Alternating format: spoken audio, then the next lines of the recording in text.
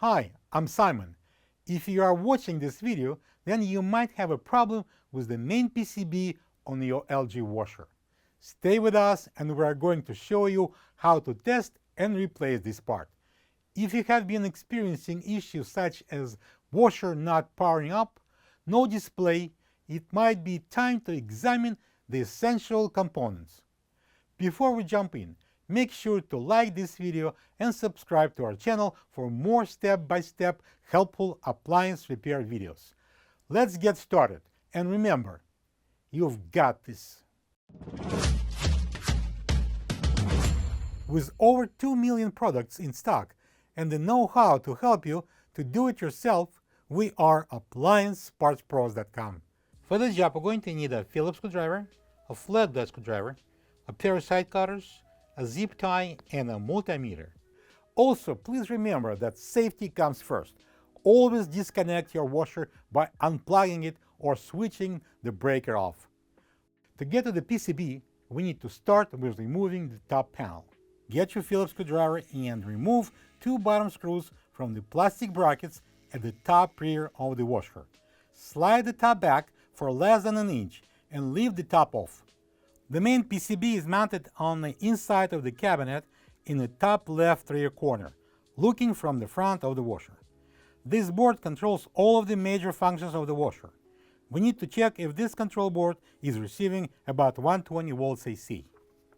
We need to take the PCB's cover off. First, undo the wire tie or the push-in retainer from the top bracket. Unplug the washer, remove the black air hose from the water lever, and then take it out of the clip. Next, we're going to remove the Phillips screw at the back of the washer on the upper right corner looking from the back. Slide the control left, push up and pull it out. Free the harness on the side of the PCB housing.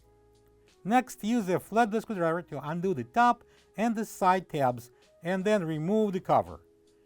Reinstall the PCB onto the cabinet. Set the meter to volts AC. The letter V with the wavy line. Extreme care should always be taken to protect against electric shock, which could potentially result in serious injury.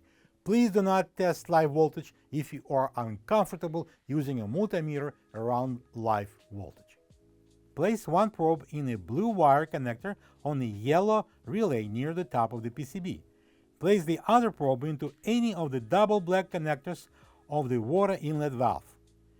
Plug the washer in. If you are getting about 120 volts AC on your meter, but the washer is not powering up, the main PCB is a gunner.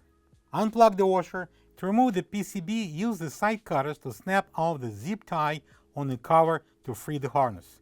Place the cover out of the way. Slide the PCB out and place it flat. We must remove all the plugs to take the control board out. I recommend you to snap a picture of the connection order. Don't thank me. Then use the Flatblade screwdriver when needed to remove all the plugs. This is the old main PCB next to the new one. If you don't have this part, you can get it from AppliancePartsPros.com. Connect all the plugs. If needed, refer to the photos you made earlier. Place the harness in the cutouts. Snap on the cover.